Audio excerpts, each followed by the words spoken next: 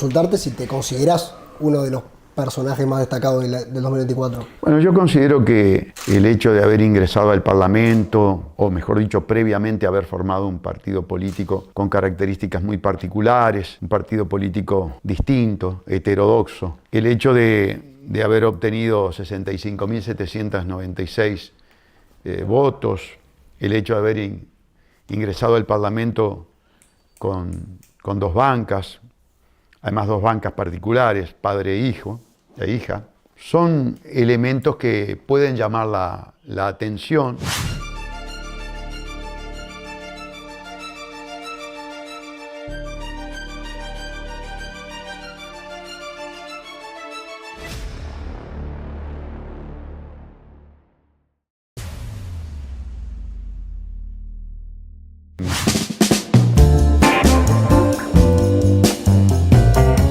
Consultarte si te consideras uno de los personajes más destacados del 2024. Bueno, yo considero que el hecho de haber ingresado al Parlamento, o mejor dicho, previamente haber formado un partido político con características muy particulares, un partido político distinto, heterodoxo, el hecho de haber obtenido 65.796 votos, el hecho de haber ingresado al Parlamento con dos bancas, además dos bancas particulares, padre e hija, son elementos que pueden llamar la atención, sobre todo habida cuenta de que tenemos una trayectoria en la vida judicial de muchas denuncias contra el poder, tanto contra el Frente Amplio como contra los multicolores, y ello puede generar cierta expectativa al trasladarnos a otro ámbito de mayor gravitación que el estrictamente judicial, que es el ámbito legislativo, el ámbito político. Reconozco además que tengo características personales también bastante distintas, un tanto histriónico, y ello llama la atención. Consecuentemente, creo que sí, que puedo ser una persona que haya atraído la atención de la gente. Tenemos además participación en los medios, sobre todo a través del canal Undertake Media. Así que todo eso fue un conjunto de factores que pueden determinar que cierta parte de la población haya puesto su atención en mí. A lo que fue este año, ¿por qué se dio ahora la llegada al Parlamento y no la otra vez, en 2019, que estuviste cerca igual también? Y bueno, yo creo que hay un factor de acumulación. Yo creo que aquello fue en buena medida, lo es, no lo creo, lo es, el cimiento que permitió edificar esta nueva campaña electoral. Hubo 5 años de trabajo, ¿verdad? De un trabajo eficiente, de campaña comunicacional, que permitió entonces, sobre la base de lo actuado en el Partido Verde Animalista, edificar esta campaña comunicacional y este proyecto. Y además, por un hecho también de carácter estrictamente objetivo y material, los $50.000 cosechados en la campaña anterior y volcados íntegramente a esta campaña. O sea, los $50.000 que usted consiguió con el Partido Verde Animalista. Digamos. Después de haber cumplido con todos los acuerdos y después de haber pagado todas las deudas que se generaron, me quedaron efectivamente en forma líquida $50.000 que fueron volcados íntegramente a esta campaña electoral. Es decir, que fue una base económica. ¿Usted cree que la pandemia en algún punto influyó también? Sin lugar a ninguna duda. Consideramos que ese procedimiento de control social con señuelo sanitario, urdido por el Foro de Davos, la élite mega rica del mundo, nuestra contundente oposición, nuestra campaña comunicacional, nuestra exposición pública, que incluso nos llevó a una detención policial de unas pocas horas y en condiciones muy especiales, de afabilidad por parte del personal policial, vale la pena destacarlo, fueron elementos que contribuyeron a nuestra notoriedad pública. Miren, el creador de la dinastía financiera más importante del mundo, desde 1741 a la fecha, que fue Meyer, Amschel, Bagwell, Rothschild, la dinastía Rothschild, acuñó la siguiente frase: denme el poder de emitir la moneda y no me importará quién haga las leyes. ¿Qué quiso decir? Teniendo el poder económico, se tiene el poder político. Y eso es lo que sucede. Eso es lo que sucedió en esta elección. Las elecciones son digitadas por el poder económico. Pero, por ejemplo, el poder económico quería que ganara Orsi. Absolutamente. Por encima de Delgado. Absolutamente. Era el candidato de la Embajada de Estados Unidos. Era el candidato de las agencias calificadoras de riesgo. Era el candidato del Banco Mundial, del Fondo Monetario Internacional, del Club Bilderberg, del Consejo de Relaciones Exteriores, del Banco Internacional de Pagos, que casi nadie lo conoce y es el más importante del mundo. Sí, y Delgado se prestó, colaboró con esa gravitación foránea cuando puso a Ripoll de vicepresidente en la fórmula presidencial. Un acto descabellado, inexplicable, salvo porque efectivamente había intenciones de colaborar con la candidatura de Orsi. ¿Qué explicación tendría que una ex comunista, ex sindicalista, ex detractora a ultranza de la figura del propio Delgado fuera traída a la vicepresidencia de una coalición de partidos tradicionales y una candidatura del Partido Nacional, cuando estaba la persona indicada, que había trabajado, se había ensuciado las botitas, estaba allí, maquillada, peinada, preparada, Laura Raffo.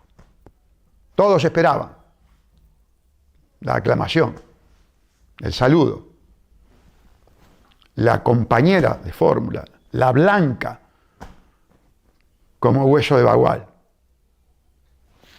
Y de repente, la comunista. Como para cerrar ese concepto, lo que interpreto que está diciendo es que hay como una suerte de entrega de las elecciones al candidato Orsi. Sin el término suerte, hay una entrega de las elecciones. Y a esto le debemos agregar, por supuesto, el clan Lacalle. El clan Lacalle, que ya tiene preparado a su candidato, que quiere repetir, porque las dinastías políticas compiten, quiere repetir. Entonces, era necesario que en esta situación que vive el país, que es una situación de crisis, es una situación de estructura modélica postrante, endeudativa, expoliativa, empobrecedora, bueno, vuelva al Frente Amplio, aplique la Agenda 2030, porque es más agendista tal vez que los multicolores, y dentro de 5 años la memoria del pueblo es muy frágil, hay nuevas generaciones votando, ¿se dan cuenta? Los muchachos de 13, 14 años de ahora serán votantes, más allá de que tenemos una detención en la tasa de nacimientos, pero bueno, los que están, serán votantes, y se presentará Luis Lacalle Pou, que se va además con una buena performance en cuanto a su imagen, ¿verdad? Pese, desde mi punto de vista, y dicho con respeto, al nefasto gobierno que llevó adelante, ¿no? ¿Y por qué si está digitada la elección y demás se postula? ¿Cuál es el motivo por el cual lo invitan a postularse como candidato? Para que vos vengas a mi casa. Para esperar al diario El País en esta mañana. O sea, para tener voz, digamos, dentro en el Parlamento y todas una caja de resonancia de un discurso totalmente heterodoxo, diferente, que no lo tiene ningún político, que busca correr el telón, que busca demostrar que vivimos una mise en scène, que el político es un mequetrefe, direccionado, financiado, condicionado por el que paga, porque el que paga manda. Estaría interesante saber, más allá de lo que usted plantea como oposición a, porque usted muchas veces se plantea como oposición a distintos elementos que aparte ya los ha manifestado.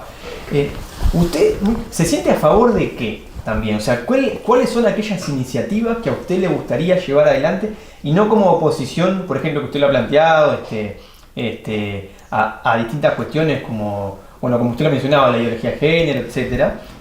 Usted va con intenciones de impulsar qué tipo de iniciativas. Bien, primero una parte de la pregunta que me quedó repicando. ¿A favor de qué?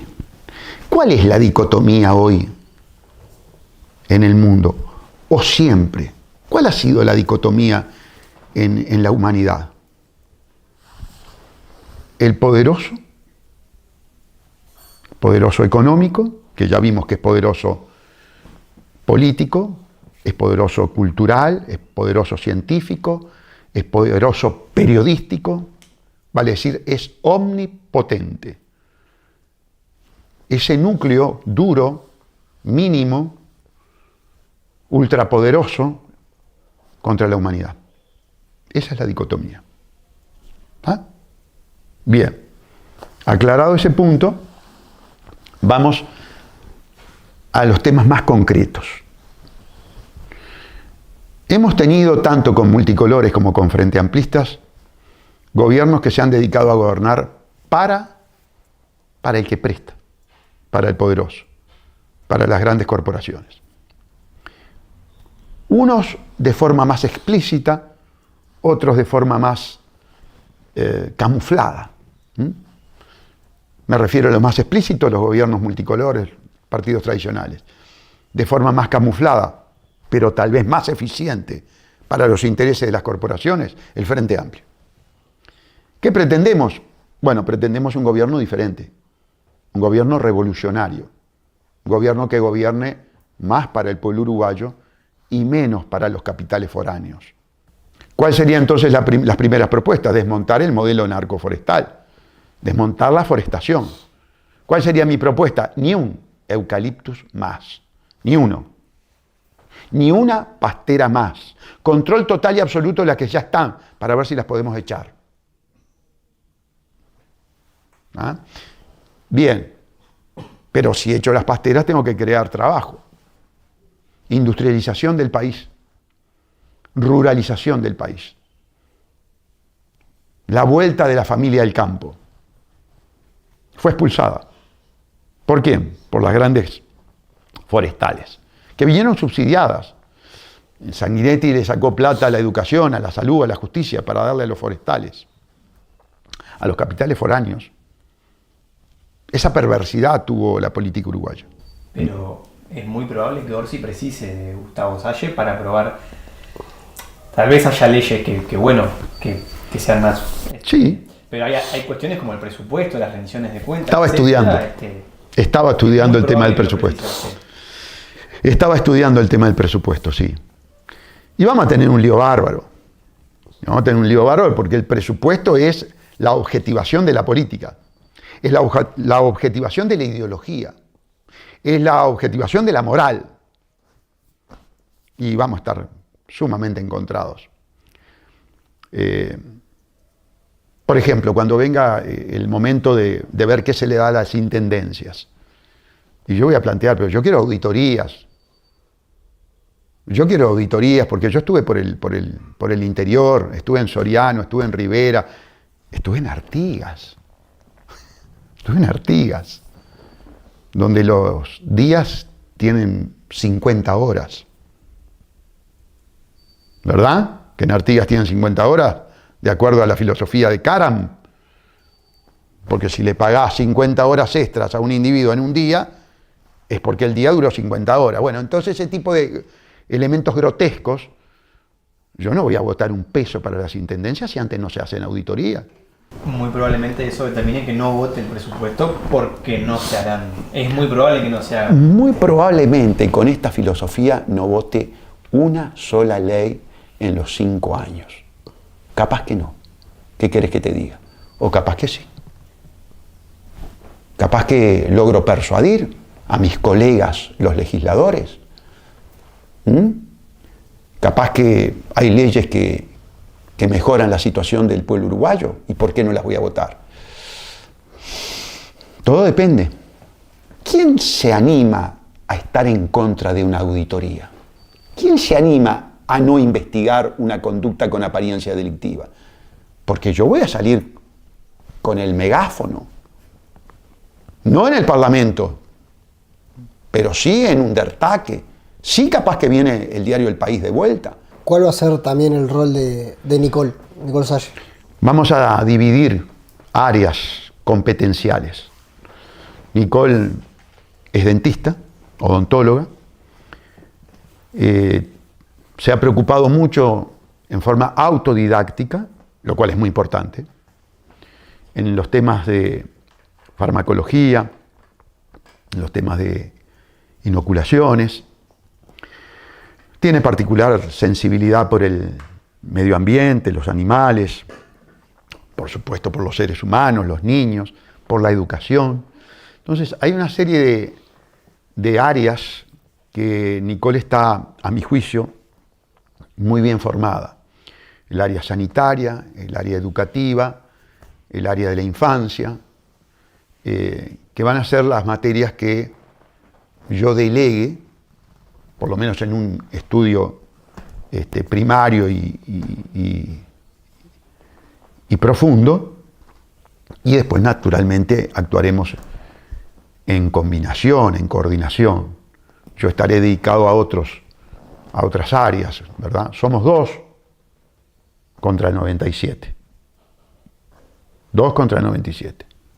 ¿Cómo se tomó la decisión de que usted tomara la banca de Canelones y que su hija tomara la banca de Montevideo? Interpreto que debe haber habido algún tipo de discusión, y esto se lo pregunto por lo siguiente, porque a usted se lo identifica con un discurso contra la política, si se quiere, más tradicional, y bueno, interpretará que en ese conjunto genera como alguna chispa que ingresen padre e hija, digamos. Correcto. Bien. Vamos a contextualizar. Este es un partido netamente personalista. El Partido de Identidad Soberana se construye sobre la trayectoria, el discurso y las acciones de ¿quién? Mías, de Gustavo Salle. ¿Ah? Bien. Segundo, Gustavo Salle trae la experiencia del PBA. Una experiencia que tuvo sus aspectos positivos y sus aspectos negativos. Después que el PBA votó 19.392 votos, su staff fundacional me dijo: arrivederci Roma, no seguimos contigo. Cumplimos con los acuerdos económicos, el partido se llevó su dinero, se llevó el castramóvil, yo me llevé el dinero, pero hubo una escisión. No me molestó porque mi proyecto era generar un partido, ya lo había establecido con el doctor Enrique Viana cuando queríamos crear precisamente un partido y no pudimos por razones de tiempo y no hicimos el acuerdo con el PBA. Este es un partido entonces que se erige sobre mi figura. Se desprende una parte del PBA que me acompaña, ¿verdad? Que vendrían a ser los fundacionales. Y comienza a gestarse Identidad Soberana. Pero a medida que se gesta Identidad Soberana, también contemplo que se van perfilando 2 bloques. Los fundacionales y los nuevos. los que adhieren a este partido, los que no vienen del PBA. E inexorablemente se forman dos bloques. Una vez más advierto la problemática de una posible escisión en el partido. Y en política hay un insumo que es fundamental. Fundamental. Sobre todo cuando estás en la etapa incipiente, en la generación del partido. Ese insumo es fundamental no solamente en la política, es fundamental en todo. En todo cuando hay relacionamiento humano. Lealtad, fidelidad. ¿Verdad que es fundamental? ¿Tienen novia? ¿Son casados? Tal vez sí. Entonces saben la importancia que tiene la lealtad, la fidelidad. Por eso en todas en los 19 departamentos, yo fui candidato a diputado. Si salía en 2 departamentos, tenía que escoger una banca. Y por lo tanto quedaba otra para que asumiera otra persona. No había ninguna otra persona en la que pudiera confiar 100% como confío en mi hija. ¿Ah? Consecuentemente, fui diputado en Montevideo y salí diputado en Canelones. ¿Por qué? Porque en los 19 departamentos se votó fundamentalmente ¿a quién? Al doctor Salle. Al doctor Salle. Tenía que escoger una banca. Por razones internas del partido, me convenía elegir Canelones y que Nicole fuera suplente por Montevideo. Montevideo tenía una segunda candidata a la diputación, pero segunda candidata, no suplente. De forma tal que para que Alejandra Carro fuera diputada por Montevideo, tenía que votar aproximadamente Montevideo 50.000 votos. Acá no hubo ninguna trampa, acá no se postergó a nadie. Acá Nicole entra como suplente, porque yo adquiero las 2 bancas. No puedo ejercer las 2 bancas, por lo tanto, Nicole ejerce una de las bancas por ser mi suplente. ¿Que fue una estrategia diseñada? Por supuesto, señores. He pasado toda mi vida estudiando geopolítica, estrategias. Por supuesto que fue diseñada. ¿Cuál fue el condimento fundamental? Lealtad, capacidad y mérito. Nicole tuvo un papel muy importante en la lucha contra la pandemia. El papel más importante quizás haya sido asesorarme. Y además este es un partido muy particular. Es un partido de riesgo. Es un partido que se manifiesta antisionista, antijesuita, antimasónico. Por lo tanto, quien se pone al lado mío, asume esos riesgos. Bueno, ustedes saben que en un WhatsApp, en un grupo de WhatsApp sionista, de gente vinculada a las armas, se pone un mensaje por parte de uno de ellos, un tal Colbert: a este hay que atenderlo rápido. ¿Ah? Por eso cuando dicen nepotismo, el viejo acomodó a la hija, ¿en qué la acomodé? En algo que ningún uruguayo se anima a hablar, porque tiene miedo: del sionismo. Todos estos boquiflocas que hablan de nepotismo y que acomodó a la vieja, cuando se habla de sionismo se van al mazo, se hacen en los pantalones. Así que silencio cuando hablan de que acomodé a mi hija. La puse en un brutal brete y tuvo la valentía de acompañar al padre. Así que a todos esos cobardes que no se animan a hablar de la masonería, que no se animan a hablar del sionismo, boca cerrada y silencio. ¿Le generó algún conflicto en la interna del partido esa decisión? Hubo alguno que nunca habló nada contra el sionismo, contra la masonería, que nunca se la jugó, que tal vez se haya encajado todas las vacunas, que tuvo el tupé de hablar.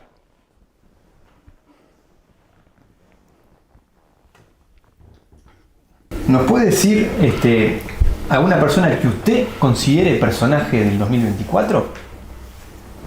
Personaje por su notoriedad, no por aspectos de carácter probos o positivos, ¿verdad? Personaje por su notoriedad. Y por supuesto es presidente de la República. Otra que es notorio, pasó a la historia, además de pasar a saludar.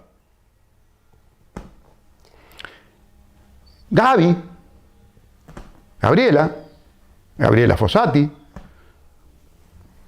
Yo tengo 66 años y 40 de abogado y 14 de fiscalía. Yo nunca vi que un fiscal dijera abiertamente en una investigación que protegió al investigado. No sé qué libro de derecho procesal habrá estudiado Fossati que le permitió pasar de fiscal a abogado defensor del presidente de la República. Bueno, sin lugar a dudas, Tessiano. Una pieza importantísima en el ajedrez político del país. Conmovió los cimientos del sistema de administración de justicia, de la política, del periodismo. Todo un personaje, el Fibra. Sin lugar a dudas. Y si La tiene- cadena, Sí. el eslabón más fino de la cadena, ¿no? Donde se rompió la cadena. Toda la parte gruesa quedó intacta. ¿Puede decirnos algo que aprendió en este 2024? Sí. La eficacia que tienen los ingenieros sociales. Los ingenieros sociales son los ingenieros de la manipulación. El instituto más importante, el Tavistock. Tengo particular admiración por ellos. ¿Cómo logran que grandes masas lleven adelante comportamientos autodestructivos? Son brutales. Son indesafiables.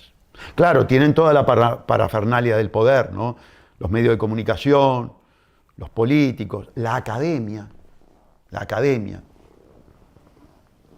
El académico, el científico, no todos, está mal generalizar, pero una buena proporción son muy venales, son comprables. Yo lo experimenté con la pandemia.